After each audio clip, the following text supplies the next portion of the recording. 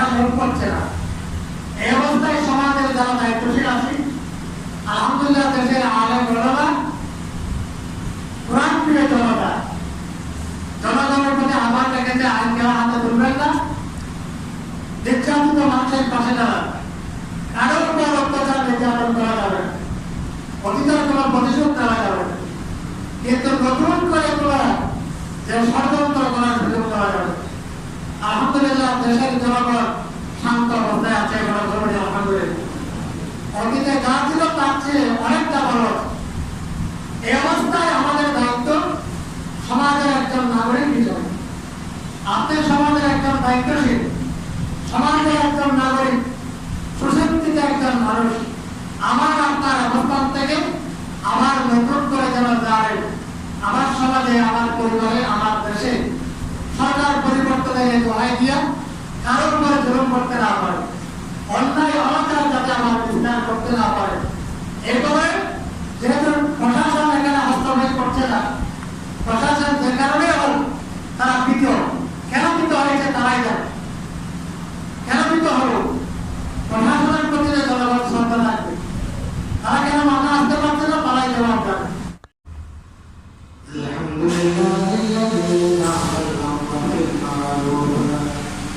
والذي عليه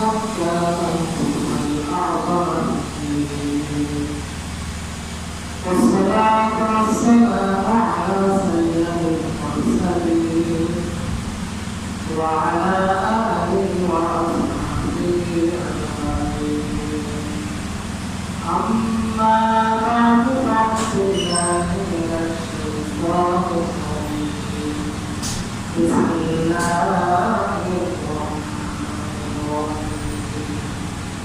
العفو وأمر بالعرف وأعرض عن الجاهلين.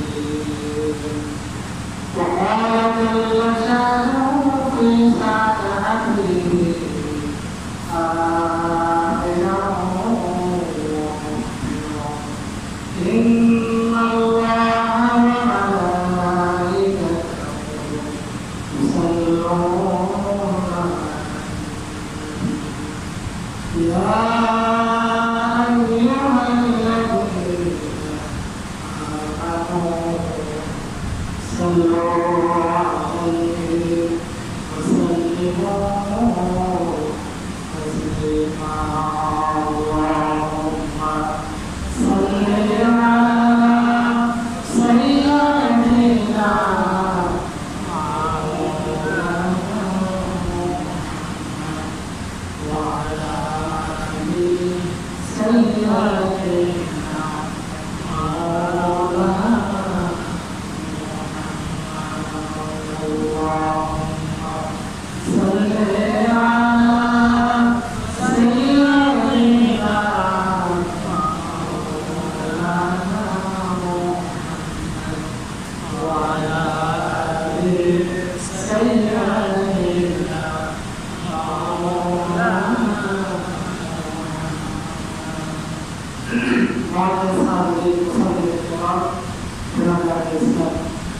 Allah Subhanahu wa Ta'ala berfirman, "Kalau bersyukur pada diri, Rabbul Alamin আমাদেরকে और পৃথিবী উঠে কথা ছাড়া স্বাভাবিক কারণে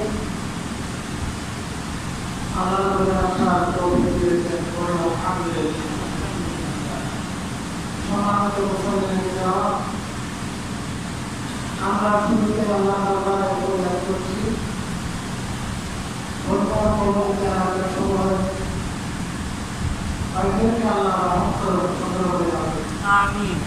তাদেরকে আল্লাহ স্বাভাবিক জীবনে ফিরে আসার ব্যবস্থা করে দিন।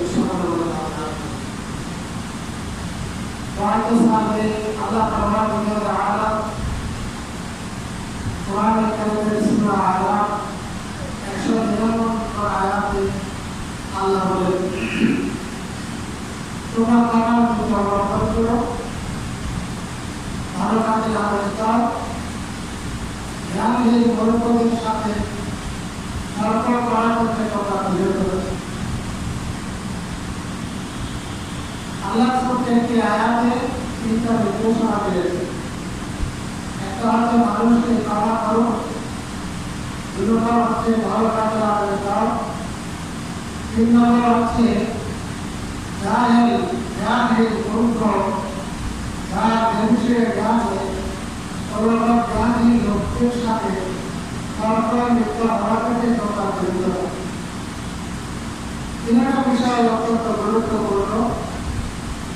এর মধ্যে ক্ষমা এই বিষয় সম্পর্কে দুয়ের জন্য আমি আমার আলোচনা করি। আজকে আলোচনা করব দ্বিতীয় বিষয় ভালো কাজে আদেশ দাও, সৎ কাজে আদেশ দাও। সৎ কাজে আদেশ দেওয়া, অসৎ কাজে বাধা প্রদান করা, এটা একটা উত্তর আল্লাহ নৈকট্য এনে করে একটি কাজ। ইসলামের একটি গুরুত্বপূর্ণ নিদর্শন। এই কাজের মাধ্যমে উম্মতে মুহাম্মদ সাল্লাল্লাহু আলাইহি ওয়াসাল্লাম শ্রেষ্ঠ উম্মতের মর্যাদা লাভ করেছে। এই কাজের জন্য আল্লাহ রাব্বুল আলামিন রাসূলকে প্রেরণ করেছেন। অন্যতম একটি উদ্দেশ্য সৎ কাজে আদেশ দেওয়া, অসৎ কাজে বাধা দেওয়া। এই কাজের গুরুত্ব মর্যাদা অনেক বেশি। আমরা জানি ইসলামের মূল ভিত্তি হচ্ছে পাঁচটা, যেটাকে আমরা এভাবে বলি সম্মান, আল্লাহ, রোজা, যাকাত, হজ। ওলামায়ে কেরামগণ এরপরে স্পষ্ট একটা রোপণ করেছেন, সেটার নাম হচ্ছে সৎ কাজে আদেশ দেওয়া, অসৎ কাজে বাধা প্রদান করা। পাঁচটা রোপণের উপর ষষ্ঠ স্তম্ভ হল ইসলামে সৎ কাজে আদেশ দেওয়া, অসৎ কাজে বাধা প্রদান। এই কাজের গুরুত্ব এত বেশি যে আমরা কোরআনের কয়েকটি আয়াতে দেখি ঈমানের কথা বলার আগে আল্লাহ সৎ কাজের আদেশ, অসৎ কাজে বাধা প্রদান করার কথা আল্লাহ উল্লেখ করেছেন। যেমন আল্লাহ রাব্বুল আলামিন বলেন কোরআনের মধ্যে কুনতুম খায়রা তা'মুরুনা বিল মা'রুফি ওয়া তানহাউনা আনিল মুনকার ওয়া তু'মিনুনা বিল্লাহ। তোমরা চেষ্টা করো, তোমাদেরকে সৃষ্টি করা হয়েছে মানবজাতির কল্যাণ করার জন্য। তোমরা আল্লাহর পর তোমরা সৎ কাজে আদেশ দেবে, অসৎ কাজে বাধা প্রদান করবে, আর তোমরা ঈমান আল্লাহর উপর ঈমান আনবে। আল্লাহ এখানে প্রথমে আমাদের শ্রেষ্ঠত্ব কেন তার কারণটা বলে। প্রথমে বলেন আল্লাহ আমাদেরকে সৃষ্টি করেছেন মানব জাতির কল্যাণ করার জন্য। কিন্তু বৌদ্ধ খ্রিস্টান ধর্ম বর্ণ নির্বিশেষে সকল জাতির কল্যাণ করার জন্য আল্লাহ উম্মতে মুহাম্মদ মুসলিম উম্মতকে সৃষ্টি করেছেন। সুবহানাল্লাহ। এরপরে আল্লাহ বললেন তোমাদের শ্রেষ্ঠত্ব হচ্ছে তোমরা মানুষকে সৎ কাজের আদেশ দেবে, অসৎ কাজে বাধা প্রদান করবে। তিন নম্বরে আল্লাহ বললেন যে তোমরা আমার উপর ঈমান আনবে। ঈমানের কথাটা আল্লাহ এখানে আছে সৎ কাজের আদেশ দেওয়া, অসৎ কাজে বাধা প্রদান করার পরে বললেন তোমরা আল্লাহর উপর ঈমান আনবে। সুবহানাল্লাহ। সূরা তাওবাতে আল্লাহ নামাজ কায়েম করা, যাকাত প্রদান করা, এর উপরে আগে বর্ণনা করেছেন ইমানদারদের চরিত্র হলো তারা সৎ কাজে আদেশ দেবে, অসৎ কাজে বাধা দেবে। সূরা তাওবাতে আল্লাহ বলেন ওয়াল মুমিনুনা ওয়াল মুমিনাত বা'দুহুম আউলিয়াউ বা'দ ইয়া'মুরুনা বিল মা'রুফ ওয়া ইয়ানহাউনা 'আনিল মুনকার ওয়া يقيمون الصلاة ويؤتون الزكاة ويطيعون الله ورسوله أولئك سيرحمهم الله إن الله عزيز حكيم. আল্লাহ একই সূরায় তাওবার আয়াতের অর্থ হচ্ছে ইমানদার মানে একে অপরের অভিভাবক বা বন্ধু। তারা পরস্পরকে সৎ কাজের আদেশ দেবে, অসৎ কাজে বাধা প্রদান করবে। 2 নম্বর কাজ হচ্ছে তারা নামাজ কায়েম করবে। 3 নম্বর কাজ হচ্ছে তারা যাকাত প্রদান করবে। 4 নম্বর কাজ হচ্ছে তারা দুনিয়ার সর্বক্ষেত্রে আল্লাহ আল্লাহ রাসূলের আনুগত্য করবে। এরপর আল্লাহ বলে যারা এই সমস্ত কাজ করবে আল্লাহ তাদের উপর রহমত নাযিল করবে। সুবহানাল্লাহ। এটা আল্লাহ প্রাণশালী করবেন। আয়াতের বিষয় হচ্ছে আল্লাহ আগে বললেন সৎ কাজের আদেশ দাও, ইমানদার মানবরা তারা সৎ কাজের আদেশ দেবে, অসৎ কাজে বাধা প্রদান করবে। তারপরে নামাজ কায়েম করবে, যাকাত দেবে। আয়াতে দেখেন আল্লাহ সৎ কাজের আদেশ দেওয়া, অসৎ কাজে বাধা প্রদান করা, এই কথাটা, এই দায়িত্বটা, বিষয়টা আল্লাহ নামাজ পড়া, যাকাত দেওয়ার আগ্রহী করেছেন। সুবহানাল্লাহ। অতএব এই সংক্ষিপ্ত বিষয় আলোচনায় সৎ কাজের আদেশ দেওয়া, অসৎ কাজে বাধা প্রদান করার গুরুত্ব আমরা বুঝতে পারি। এই গুরুত্বপূর্ণ কাজ, এটা যদি কাজটা সমাজে, দেশে এটা যদি চালু থাকে, মানব যদি এই কাজটা আঞ্জাম দেয়, তাহলে সমাজ ভালো হবে, সমাজ সুস্থ থাকবে, সমাজে অন্যায় অনাচার হবে না, অবিচার হবে না। আর যদি এই কাজটা সমাজের পরিবারের কাছে না থাকে, অন্যায় অনাচার অবিচার, দুর্নীতি অনিয়ম ইত্যাদি বেড়ে যাবে। এই জন্য এটার গুরুত্ব সমাজ এবং ব্যক্তির উপর, দেশের উপর এই সৎ কাজের গুরুত্ব, সৎ কাজের আদেশ দেওয়া, অসৎ কাজে বাধা প্রদান করার গুরুত্ব আমরা একটু ধারাবাহিকতা আমরা আলোচনা করবো ইনশাআল্লাহ। এক সৎ কাজের আদেশ দিলে এক কাজটা যারা করে, এই কাজের মাধ্যমে আল্লাহ রাব্বুল আলামিন যে আমাদেরকে শ্রেষ্ঠ জাতি করেছে, শ্রেষ্ঠ জাতির প্রধান কাজ হচ্ছে যে তারা মানুষকে সৎ কাজের আদেশ দেবে, অসৎ কাজে বাধা প্রদান করবে। যেমন কোরআনের যে আয়াত আমি তেলাওয়াত করেছি, সে আল্লাহ বলেছেন কুনতুম খায়রা উম্মাহ উখরিজাত লিন-নাস তা'মুরুনা বিল মা'রুফ ওয়া তানহাউনা আনিল মুনকার। দুই নম্বরে এই কাজটা যারা করে আল্লাহ বলেছেন তারাই সফল কাজ,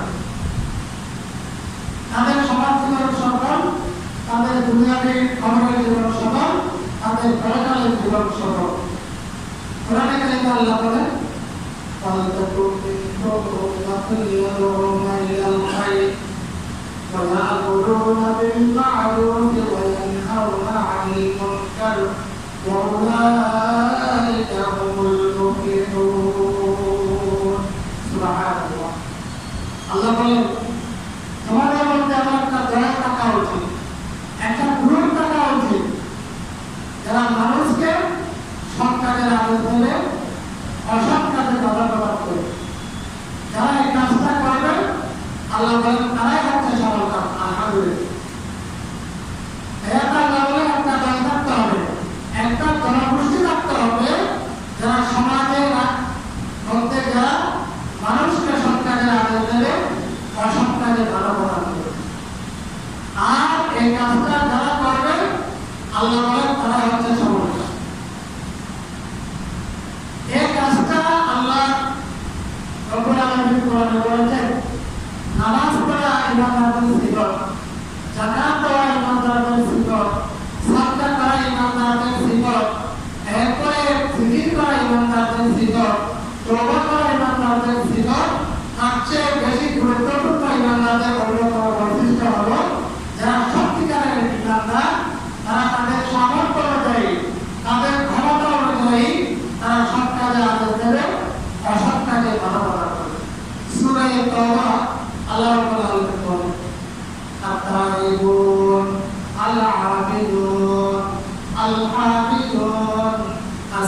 السائحون الراكعون الساجدون الآمرون بالمعروف والناهون عن المنكر والحافظون لحدود الله وبشر المؤمنين سورة التوبة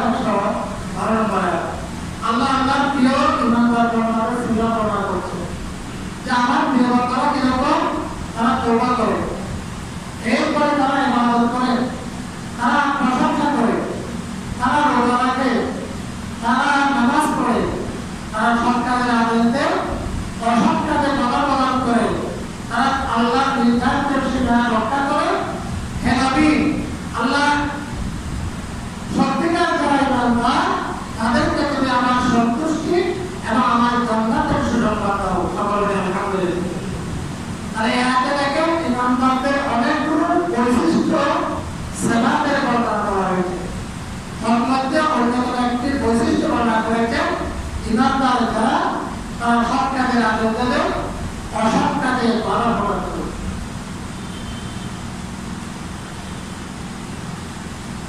এই সৎ কাজের আদেশ দেওয়া, অসৎ কাজে বাধা প্রদান করলে নামাজ পড়লে যেমন গুনাহ মাফ হয়, রোজা রাখলে যেমন গুনাহ মাফ হয়, দান সাওয়াব করলে যেমন গুনাহ মাফ হয়, জিকির আজকার করলে যেমন গুনাহ মাফ হয়, আপনি যদি আল্লাহ এবং আল্লাহ রাসূলের বিধান পালনার্থে সৎ কাজের আদেশ দিই, অসৎ কাজে বাধা প্রদান করি, নিজের শক্তির সামর্থ্য ক্ষমতা অনুযায়ী, তাহলে এই কাজের মাধ্যমে আল্লাহ আমার আপনার গুনাহগুলো মাফ করে দেবেন।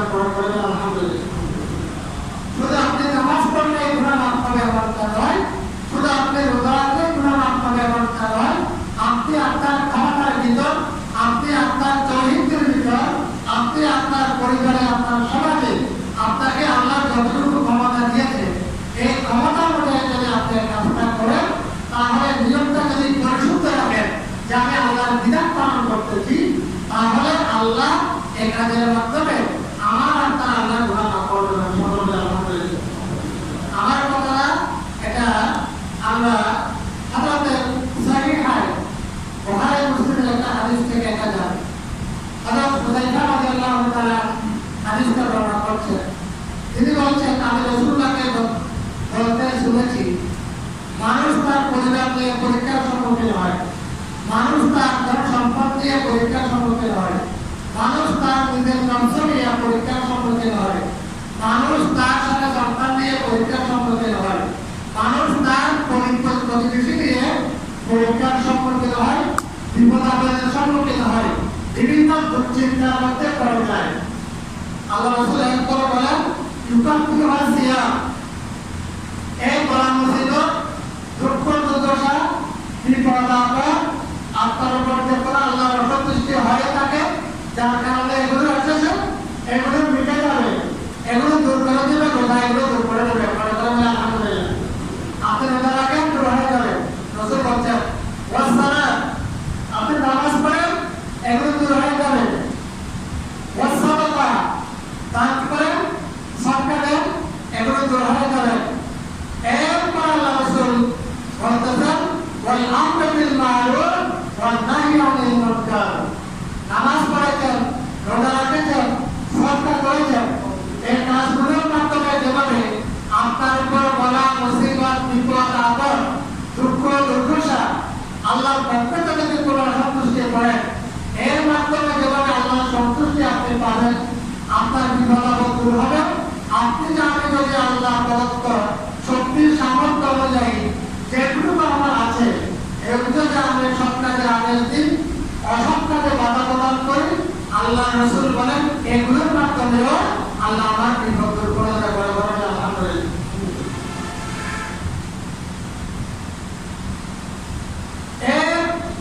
যদি না করি, এখন আমরা বলবো, আমরা এখন অত্যন্ত পরিতাপের বিষয়, অনেকে আমরা এটাকে সামর্থ্য থাকা সত্ত্বেও, সুযোগ থাকা সত্ত্বেও এই কাজটি করার জন্য আমরা অলস, এই কাজটাকে আমরা ইবাদত মনে করি না। আমরা বলি কিনা দরকার কি তার কাজটি করো, এটা করতে যাওয়ার কারণ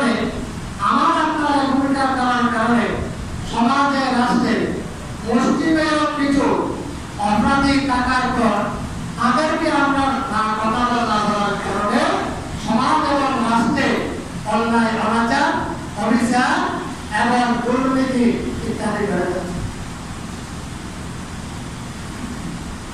আমি শুধু ব্যক্তি কথা বলছি না, অবিচারকারী অন্যায়কারী এটা যে একটা আদালত, সেখানে যে আমার দায়িত্ব আছে সেটা আমি করছি না। এই কারণে আমার সমাজে, আমার পরিবারে, পরিবার থেকে সমাজ, সমাজ থেকে রাষ্ট্রে অপরাধ কর্ম বেড়ে যাচ্ছে, অন্যায় অনাচার বেড়ে যাচ্ছে, দুর্নীতির আহাজারে বিচার বেড়ে যাচ্ছে। আল্লাহ রাসূল বলেন, হযরত যায়েদ রাদিয়াল্লাহু তাআলা আল্লাহ রাসূলকে বলছেন, ইয়া রাসূলুল্লাহ, আমাদের মধ্যে আমাদের সমাজে অনেক ভালো লোক আছে, নামাজ পড়ার লোক বেশি আছে, রোজা রাখতে লোক আছে, দান সাওয়াত করার লোক আছে, তাসবিহ তাহলিল করার লোক আছে। এতগুলো সত্ত্বেও আমরা ধ্বংস হব? আমাদের উপর কি আযাব গজব আসবে? আল্লাহ রাসূল বলছেন, হ্যাঁ, এই কাজগুলো করা সত্ত্বেও তোমাদের উপর অন্যায় যে তোমাদের উপর গজব আসবে, তোমরা শান্তিতে থাকতে পারবে না। কখন? রাসূল বলছেন, ইদা কাসুরাল খুবুস, তোমাদের মধ্যে যখন অন্যায় অনাচার বেড়ে যাবে, তোমাদের উপর যখন অনাচার বেড়ে যাবে, তোমাদের মধ্যে যখন এই কাজগুলো হবে, আর এই কাজগুলোর মধ্যে বাধা দেওয়ার কোনো লোক থাকবে না। রাসূল উদাহরণ দিয়ে বলেছেন, একটা নৌকার সাথে একটা পায়ের তালা বিশিষ্ট একটা নৌকা, জাহাজ, পানির জাহাজ, নিচের তলার লোকদের জন্য পানির দরকার। পানি নেওয়ার জন্য একটা হাদিস, জিনিসটা এটা হচ্ছে গল্প না বা উপমা না। নিচের তলার লোকদের পানি দরকার। এই অবস্থায় পানি যখন দরকার হলো, তাদের পানি নেওয়ার জন্য পানির তরজমা তাদের কাছে আছে, পানি নেওয়ার জন্য তাদেরকে উপরে আসতে হয়, একেবারে উপরে চলে আসতে হয়, তারপর সেখান থেকে বালতি ফেলে তারা সমুদ্র থেকে পানি। এই অবস্থায় হঠাৎ করে নিচে তলার কোনো লোকের মনে চিন্তা আসলো, পানির জন্য এত কষ্ট করবে কেন, এখান থেকে উপরে যাবো, আবার বালতি ফেলাবো, পানি তো আমার কাছে আছে, আমার একটু ছিদ্র করলে তো আমি পানি পাই, একটু ছিদ্র করলে তো আমি পানি পাই। এই কথা বলে সে যদি ছিদ্র করা শুরু করে, অন্য লোকেরা যদি তার এখানে বাধা না দেয়, বা তৃতীয় এবং তৃতীয় তলার লোকেরা যদি বাধা না দেয়, বলে যে না ছিদ্র করলে করুক না, আমাদের তালার তো এখন ছিদ্র হচ্ছে না, পানি উঠলে তো তাদের তলায় উঠবে, আমার এখানে উঠবে না। এই কথা বলে যদি নিচের তলার ছিদ্র করার লোককে বাধা দেওয়া থেকে বিরত থাকে, পানির যদি ছিদ্র করে ফেলে, আল্লাহ রাসূল বলছেন যে তাহলে শুধু নিচের তলার লোকেদের মরবে তা নয়, ওই নৌকায় যত তলার মধ্যে লোক আছে সবাই একসাথে মরে যাবে। তাহলে হারাকুল জমিয়া, আর এই অবস্থায় যদি ওই আহাজুর আলা আইটি নজর নজর জমিয়া, এই অবস্থায় যদি তারা দ্বিতীয় এবং তৃতীয় তলার লোকেরা তারা একাদের নিচের তলার লোকদেরকে উপর থেকে এসে বলে যে ভাই এই কাজ করো না, তোমাদের পানির কষ্ট হলে আমরা নিজেরা তোমাদের পানি এনে দেবো, তারপরে তোমরা এই কাজ করতে পারবে না, তোমাদের এখানে যারা শুধু তোমরা মৃত্যুবরণ করবে এটা নয়, আমরা সকলে মৃত্যুবরণ করবো। এই কাজটা যদি এসে তাদেরকে বাধা দেয়, আল্লাহ রাসূল বলেন ওই আহাজু আলা আইদিহিম নজর ওয়া নজর জামিআ, বুখারী শরীফের হাদিস। রাসূল বলেন তারা শুধু তাদেরকে বাঁচাবে না, তারা করবে ওই নৌকার জাহাজের সবাই বেঁচে যাবে। সুবহানাল্লাহ। তাহলে এইভাবে করে সমাজের মধ্যে অন্যায় অনাচার যারা করছে তাদেরকে বাধা দেওয়া একজনের উপর করছে, তার থেকে যদি বাধাধারী জালেমকে আপনি রক্ষা করেন, শুধু সে রক্ষা পেল না, অন্য সমাজের সবাই রক্ষা পাবে। আর যদি তাকে সুযোগ দেন, তাহলে শুধু আপনার পার্শ্ববর্তী গরিব পরিবার শুধু নির্যাতিত তোমাদের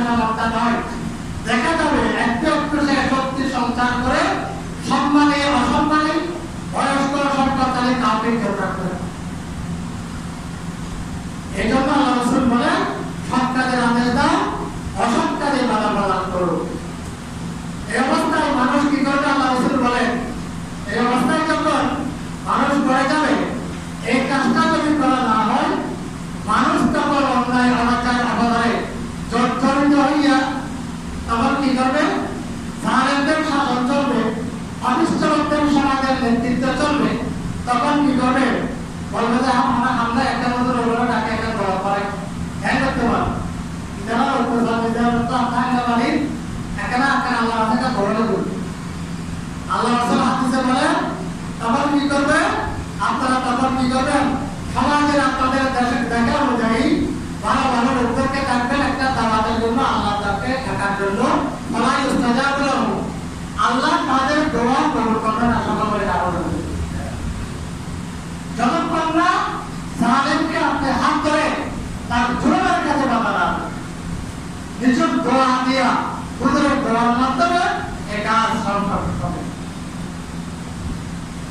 সম্মানিত হাজিরিন, আমরা অতীত জীবন যদি আমরা খেয়াল করি এমনটা হবে। জুলুম অত্যাচার নির্যাতনে সমাজ শিক্ষককে নির্যাতিত হয়েছে।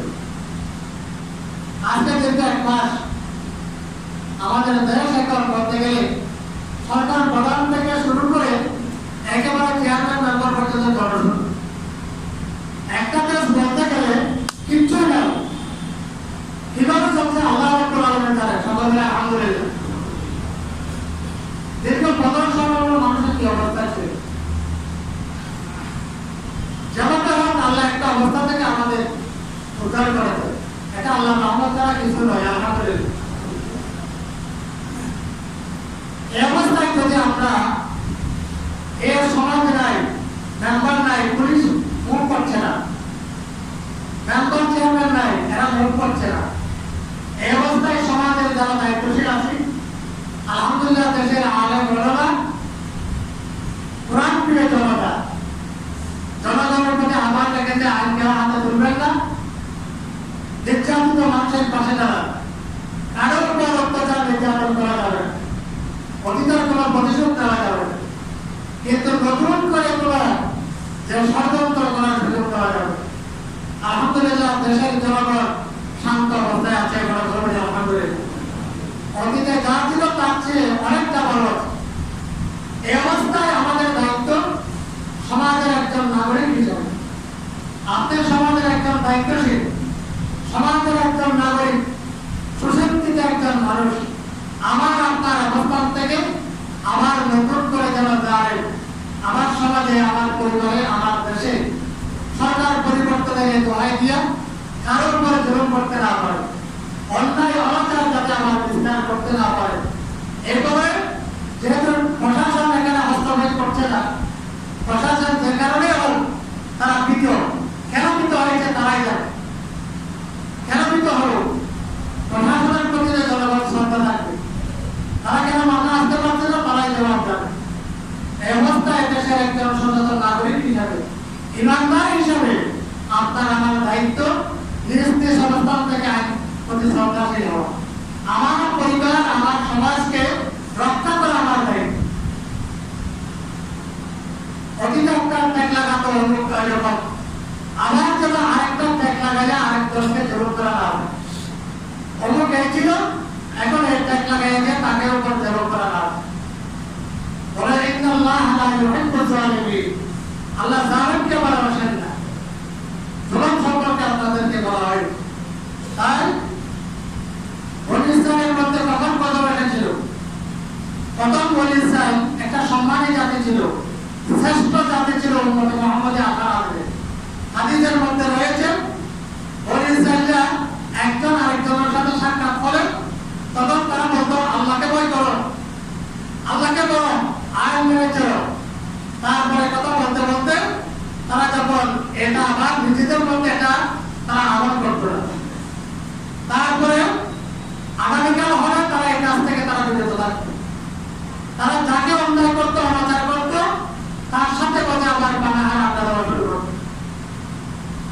এটা করার কারণে আল্লাহ রাব্বুল আলামিন তাদের মধ্যে আযাব, তাদের মধ্যে গজব নাযিল করে।